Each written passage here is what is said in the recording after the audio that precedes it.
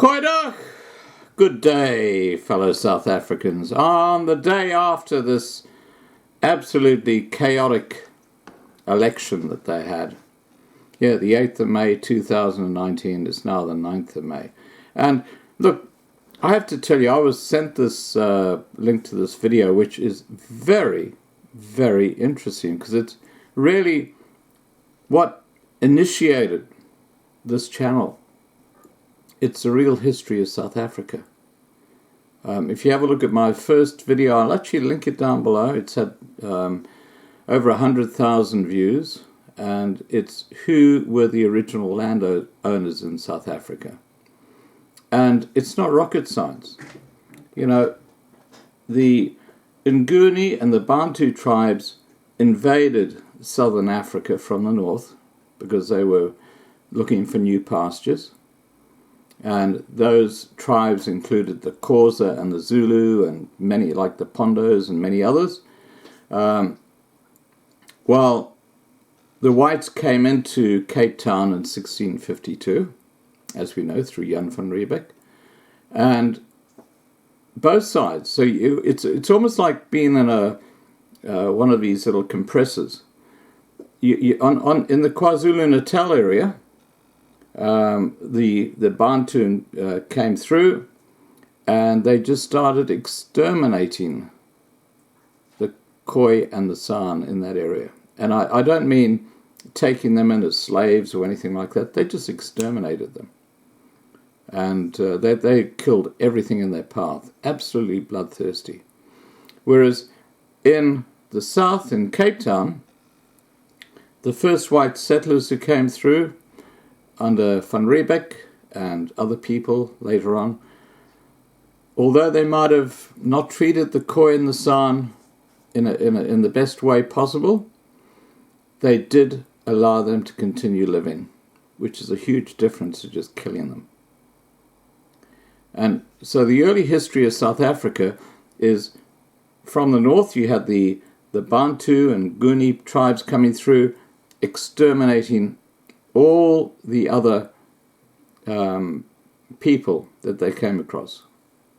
And in fact, if you go to the Drakensberg, and like Champagne Castle, you'll find rock paintings done by the Bushmen after they were trying to escape from the Zulus under Shaka and Dingaan and all these other leaders. I mean, they were totally persecuted. They were exterminated.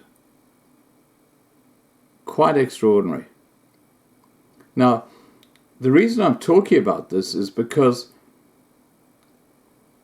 there is a video attached here where you've got this Khoisan person who's apparently a leader in the movement in South Africa, who is appealing.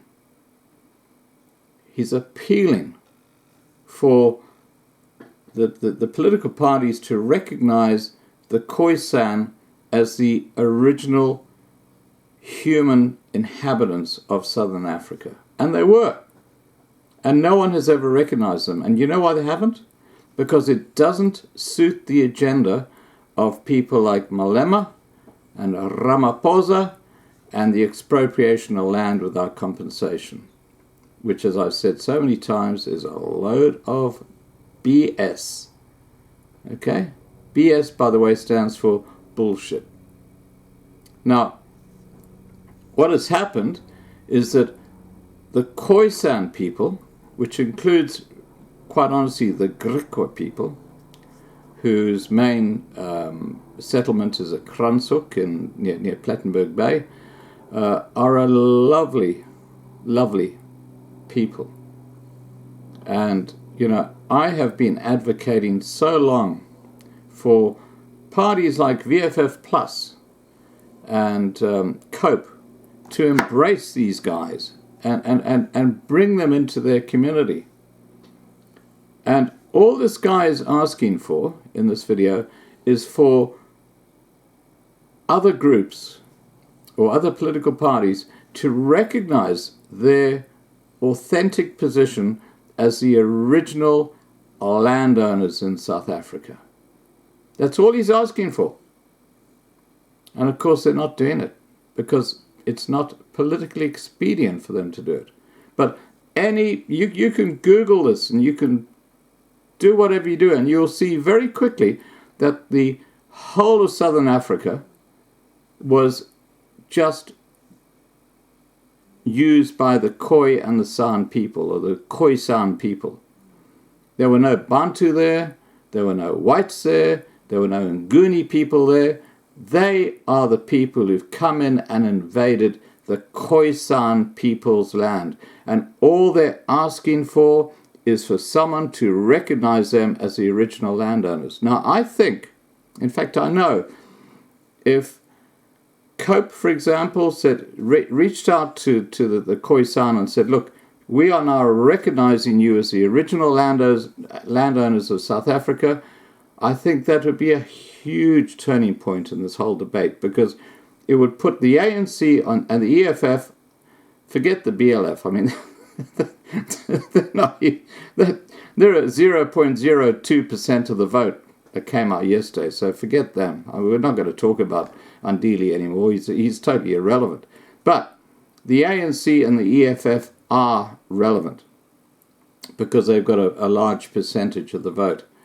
Now, if parties like VF Plus and COPE and that Cape Party who wants to secede came in and recognized the Khoisan as the original inhabitants in Southern Africa, which they are, I think there will be a huge amount of healing happening. And it would put a huge amount of pressure on the ANC and the EFF to do the same thing. And that could have a huge impact on this whole expropriation of land without compensation, because it would recognize then that these Bantu tribes weren't there. They are not the original inhabitants. They actually displaced the Khoi and the San people. So anyway, look, I'm not going to burble on anymore. Please remember to subscribe to be kept informed. Please ring the bell so you see a little black line on each side so you get all my updates. I'm now going to attach the video where this senior member of the Khoisan talks about what they are looking for. And guys, if you're in COPE, if you're in VFF Plus, if you're in even the DA, you should be embracing this and endorsing the fact that the Khoisan are the original inhabitants of Southern Africa. If you don't, well, then I don't know what else I can say. Cheers, guys. 25 years in democracy. And we are saying as of today, we will work with all black, white, Indian, everybody in this country. But everybody in this country must know and acknowledge that the first nation of this land are the Khoi and the San people. There is no other way that you can work with us other than accepting that. We will not chase anybody away from this country, because the same country that is our country is the country that you also love and became lovable with.